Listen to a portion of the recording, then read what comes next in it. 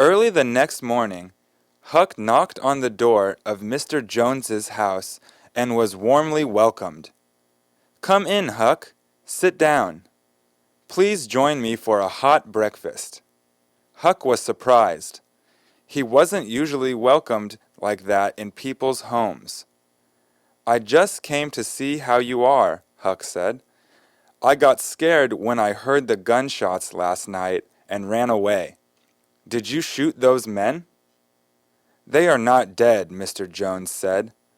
"We found them where you told us they would be, but they ran away when they heard us coming. Nobody got hurt, but when they ran away, they left their bag behind." Huck's heart sank. What was in the bag? "I sent one of the boys back to town to get the police, and there are about 20 men looking for those two right now. I sent my other son to watch over Miss Douglas's house, but I think those men are too frightened to come back." Huck then explained, "One is that old man who's been around town lately. He's got long white hair and a beard." "That old man who can't talk or hear? I thought he was such a nice man. Why did you follow them to the forest?" "I saw them come out of the hotel," Huck said. "They were acting strange and carrying something. I thought they had robbed the hotel, so I followed them to Cardiff Hill to see what they were doing, when that old man started talking about hurting Miss Douglas." "But he can't talk." "I guess he can," Huck said. "Huck, do you know who those men are? If you do, you should say so." "I can't," Huck said. "If they find out who told about them, they will kill me." "I won't tell anybody, Huck, I promise." Huck spoke softly. "He's not a nice old man. He's Indian Joe."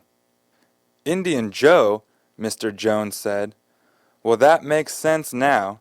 He said he would punish Judge Douglas for beating him in public, but Judge Douglas died." "Yes," Huck said, "and now he wants to hurt Miss Douglas. He's a very bad man. I'll tell the police who he is, but I won't tell them who told me." "Okay, and please don't tell anybody I was here last night," Huck said. "Indian Joe will be able to figure out that it was me who told about him."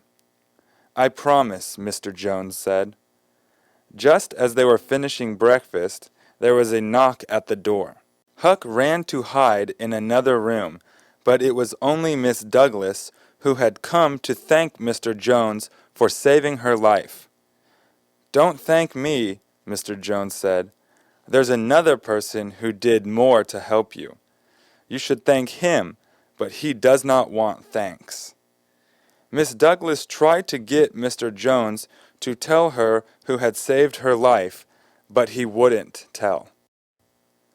More visitors came, and the story had to be told over and over again. Soon, everybody in the village knew the story of the two bad men. Huck wasn't feeling very well. He was tired from being up all night. He was also afraid that Indian Joe would find out who had told about him. He was tired and sleepy, but he couldn't sleep. He felt as if he were burning up. When he finally fell asleep, his dreams were so frightening that it would have been better to stay awake.